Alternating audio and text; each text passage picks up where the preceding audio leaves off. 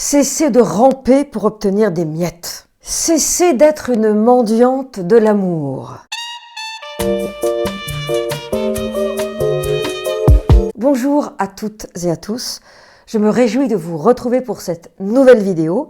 Si vous ne me connaissez pas encore, je suis Bénédicte Anne, votre love coach depuis la fin des années 80, à l'époque où j'ai créé mon agence de rencontres. J'accompagne les hommes et les femmes qui ont jusque-lors galéré en amour, souvent parce qu'ils ont été abusés par leur partenaire et souvent aussi parce que dans leur enfance, ça n'a pas été semé de pétales de rose, à attirer directement la bonne personne en évitant toutes les cases toxiques qu'ils ont pu cocher jusqu'à présent.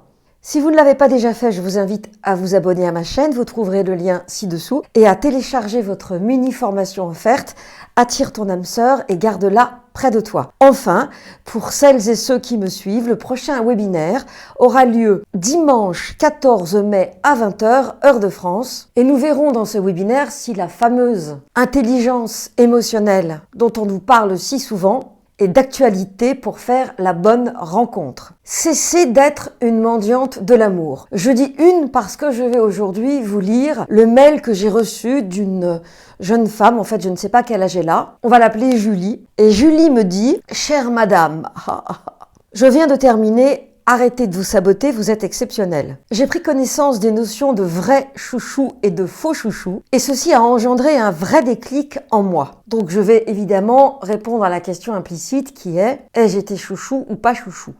Et c'est ce que nous raconte Julie. Mais un peu différemment de vos explications. Ça c'est charmant. C'est en gros, ça m'a parlé, mais non, mais moi je suis pas comme les autres. C'est normal, rassurez-vous, et vous allez voir pourquoi. Pourriez-vous me donner votre avis? Donc là, évidemment, c'est le thème de mon bouquin. Je suis comme un poisson dans l'eau, vous vous en doutez. En effet, dans la description, je suis plutôt le type vrai chouchou. Alors moi, je sais très bien ce que c'est qu'un vrai chouchou et un faux chouchou. Et vous allez voir comment finalement, quand on vit des situations qui sont pas cool, on a tendance à se raconter une histoire, à réécrire son parcours. Je suis donc plutôt le type vrai chouchou, c'est-à-dire que mon père était une personne âgée. Ça commence mal. Avec qui j'étais plutôt fusionnelle. Ça ne s'arrange pas.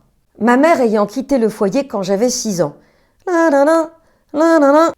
Ça s'aggrave. Donc en réalité, on a déjà compris que notre Julie a remplacé sa mère dans le cœur de son père. On ne sait pas pourquoi la mère a quitté le foyer, mais on se doute que visiblement, comme il était âgé, moi j'entends plus âgé qu'elle, et peut-être qu'elle a rencontré quelqu'un de son âge, mais pour le coup, elle a quand même abandonné ses filles. Et ce qui a été demandé à Julie, c'est de remplacer la mère défaillante.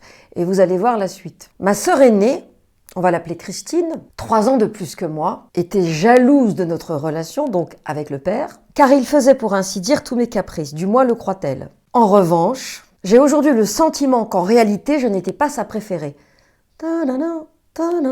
J'étais une sorte de doudou pour ses vieux jours. Vous voyez le lien avec le départ de la mère. Et à mon avis, le doudou, il n'était pas uniquement pour les vieux jours. Il a commencé petite et le programme, ça a été « remplace ta mère » à travers un couple, je dirais, incestuel. Et elle ajoute « même s'il m'aimait sincèrement ». Mais je pense qu'on aime toujours sincèrement son doudou, son substitut. Je pense pas que le père ait été mal aimant. Il a juste ramené Julie à sa portée à lui pour qu'elle remplisse le vide laissé par le départ de sa mère. Et ensuite, on va voir le rôle de la sœur Christine, l'aînée. Et elle précise, Julie, c'est d'ailleurs moi qui m'en suis occupée jusqu'à sa mort et je n'ai quitté le foyer qu'à 25 ans. Donc en gros, si le père avait été plus jeune, elle pourrait y être encore. Donc c'était pas uniquement un doudou pour ses vieux jours, c'était celle qui remplaçait le départ de la mère depuis l'âge où la mère est partie, donc quand elle avait 6 ans de mémoire, jusqu'au décès du père. C'est pas rien. C'est une forme de prison dorée. Et lorsqu'elle a quitté le foyer à 25 ans, dit-elle, j'avais énormément de culpabilité à le laisser seul. Donc en fait, elle a quitté le foyer avant le décès du père. J'étais une sorte d'enfant épouse, bingo, qui n'avait pas le droit de devenir une femme, mais elle était déjà la femme de son père. Donc elle ne pouvait pas être la femme d'un autre. Car en plus, l'amour et la sexualité étaient des sujets tabous, voire réprimandé. Il était catholique vieille école. Donc voilà, on rajoute une couche. Je suis le substitut d'épouse suite au départ de maman. La sexualité est un sujet tabou parce que papa est catholique, etc. Et moi, fille, la seconde, je suis au milieu de cette prison, générée par le départ de ma mère et par l'emprise de mon père. Je pense que j'ai été un lot de consolation, car il n'aurait pas pu avoir la même relation avec Christine, qui évidemment, vous vous en doutez, ne s'est pas laissée faire, qui avait une personnalité extrêmement forte, bingo, et ne se pliait pas à ses exigences et à ses idées arrêtées. Donc la grande Christine, c'est la rebelle, la petite Julie, c'est la soumise. Elle est en plein dans le thème du livre, sur les rebelles et les soumis. Le chouchou étant une des incarnations de la posture initiale. De plus, elle est très intelligente. Mon père la surnommait Einstein. Ok. Donc on a compris, on a l'intelligente rebelle et la gentille soumise. Le fait qu'elle soit gentille ne signifie pas qu'elle est moins intelligente, mais on a Einstein et on a Cosette. Ça, c'est la réalité, c'est factuel. Je pense qu'il la craignait et l'admirait. Donc, il y a celle qu'on admire parce qu'elle nous résiste, et on a celle qui nous obéit et qu'on incestualise, au sens relation incestuelle et non pas incestueuse. Il n'y a pas de passage à l'acte, mais c'est comme si, puisqu'elle a le rôle d'épouse. Elle est la seule à laquelle il a fait un cadeau précieux à l'âge adulte. Et ce cadeau, c'est une bague de grande valeur. Donc vous voyez, c'est intéressant parce que la bague, évidemment, ça fait penser au mariage. C'est la bague de la femme qu'on épouse. Mais normalement, c'est Julie qui aurait dû avoir la bague. Eh ben non, c'est Christine. Pourquoi est-ce que c'est Christine? Parce que Christine, en fait, elle a mérité le statut de femme libre qui peut épouser qui elle veut. Ce qui n'est pas le cas de Julie et vous allez voir pourquoi. Moi, adulte, nous dit Julie, j'ai toujours eu le sentiment de ne pas être digne de la première place. Bingo. Alors qu'elle l'avait dans l'absolu, dans le cœur de son père. Et en conséquence, je reçois toujours la seconde place, que ce soit dans le travail ou dans mes rapports amoureux. Je ne me sens pas digne de la première, pas digne d'être choisie. Et là, on voit exactement l'incarnation. Il y a la première, Christine, Einstein, qui a la jolie bague de valeur, qui elle vaut quelque chose. Et on a Julie, la seconde, celle qui rampe et qui reste dans l'ombre de son père jusqu'à son dernier souffle.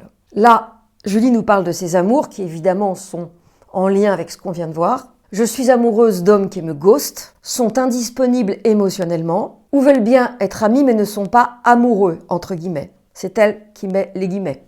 Bingo, aucun homme n'est possible pour elle en tant que femme, puisqu'elle est mariée à son père. Je suis comme une mendiante qui tente de recevoir un peu d'amour malgré tout, nous dit-elle.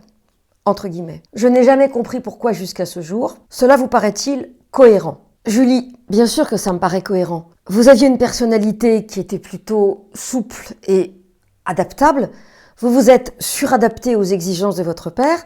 Il y a eu une seconde couche quand votre mère est partie, quand vous aviez 6 ans, où votre sœur Christine a clairement dit qu'elle ne prendrait pas le rôle d'épouse. Votre père donc s'est tourné vers vous parce qu'il n'avait pas le choix, il n'avait pas 50 filles, il n'en avait que 2. Et vous avez été programmé pour être effectivement son bâton de vieillesse. Alors il compensait par une posture de chouchoute, mais en fait vous n'étiez pas sa chouchoute, vous étiez son objet. Et ce que j'ai remarqué, c'est que très souvent, les personnes qui sont très proches d'un parent croient être le chouchou ou la chouchoute, mais en fait sont l'objet du parent. C'est celui ou celle qui écoute, qui console, qui est hypersensible et qui capte comme une éponge l'émotion du parent. Ce parent-là est frustré avec son partenaire et explique en gros à l'enfant confident que finalement, c'est pas le bonheur dans cette relation. Et l'enfant confident entend comme message que lui, il est là pour réparer ce dysfonctionnement dans le couple parental. Sauf que aucun enfant n'est capable de réparer le dysfonctionnement ici au niveau des parents, qui très souvent est beaucoup plus profond et transgénérationnel. Alors dans votre cas, Julie, ce qui se passe, c'est très simple, c'est que au-delà de tout cet aspect assez classique, somme toute, vous vous retrouvez à être à la fois la sous-Einstein, l'épouse de substitut. Votre personnalité suradaptée vous fait accepter ce rôle, d'autant que votre père vous donne l'impression d'une complicité, parce qu'évidemment, ce que lui veut, c'est vous garder auprès de lui et pas que vous partiez. Vous finissez par partir à 25 ans dans d'atroces culpabilités. Enfin, votre père est décédé, mais je vais vous dire un secret, et je vous le dis un petit peu cash, comme j'ai tendance à faire, mais vous avez un pied dans la tombe avec votre père. Et votre cœur, Julie, il est toujours avec votre père dans la tombe. Donc, pour moi, la première chose à faire, c'est de couper le lien fusionnel au père qui continue au-delà de sa mort et qui vous empêche de rencontrer des hommes, puisque tous les hommes que vous rencontrez n'existent pas et ne vous permettent pas de vous incarner. Donc ça, c'est la première étape. La deuxième étape, c'est de récupérer votre pouvoir, votre puissance, et de considérer qu'il n'y a pas Einstein et Cosette. Et ça, effectivement, ça peut se faire assez rapidement si vous travaillez au bon endroit avec les bonnes personnes. Mais ça peut aussi durer des années, parce que moi j'ai des coachés qui racontent des histoires qui sont toujours les mêmes, mais qui n'ont jamais voulu aller voir celles qu'elles étaient lorsqu'elles ont vécu ces situations pas cool, parce que c'est tellement douloureux. Et nous avons tellement tendance à sous-estimer la violence que nous avons vécue. Quand vous nous racontez cette histoire d'épouse et de relations incestuelles, oui ben voilà, j'étais avec mon père, j'étais son doudou, il comptait sur moi, nanana. Mais en fait, c'est pas ça, c'est pas le job d'une gamine de 6 ans que d'être là pour remplacer maman. Et cette mère, elle disparaît comme ça, sans donner de nouvelles. Vous ne la voyez pas à la moitié des vacances scolaires, un week-end sur 2, elle n'apparaît absolument pas dans ce que vous dites. Et on a l'impression que les deux sœurs, l'une par excès Einstein et l'autre par défaut Cosette, occupent l'espace. Donc retrouvez votre place, ça va pas être rien. Et puis pour finir, connaître les règles du jeu amoureux pour éviter de vous faire ghoster. Maintenant, il faut savoir que le ghosting fait partie des situations classiques que les femmes vivent. Pour autant, je pense que vous vivez un concentré de comportements dysfonctionnels et toxiques dans une espèce de mémorial à votre père, comme pour lui signifier « Papa, je ne te trahirai jamais. Je reste ton épouse dans la mort. Je reste ton épouse dans la tombe. » Donc, remuez-vous et sortez de la tombe. Et pour ça, évidemment, il faut avoir une stratégie. C'est-à-dire que c'est pas genre « Ah, j'étais dans la tombe, je sors de la tombe. » Non, il faut faire un petit travail. Mais voilà. Alors, est-ce que vous êtes une mendiante de l'amour, comme Julie qui en incarne une des facettes, et il y en a plein d'autres? Ou est-ce qu'au contraire, vous êtes plutôt une Einstein girl, et que vous ne vous laissez pas faire? Et on ne sait pas si dans le fait de ne pas vous laisser faire, la warrior, est-ce que finalement, vous n'êtes pas vous aussi sans homme, parce que vous ne voulez certainement pas revivre ce que vous avez vécu autrefois, quelle que soit d'ailleurs la couleur et la nature de ce que vous avez vécu. Dites-le moi dans les commentaires, je serai ravie de vous répondre. Merci d'avoir regardé cette vidéo jusqu'au bout. Merci de la liker si elle vous a plu, de la partager si vous pensez qu'elle peut aider des personnes de votre environnement. Et à très vite pour une nouvelle vidéo ou un nouvel audio, au minimum chaque mardi et chaque vendredi. Rendez-vous au webinaire du 14 mai à 20 h.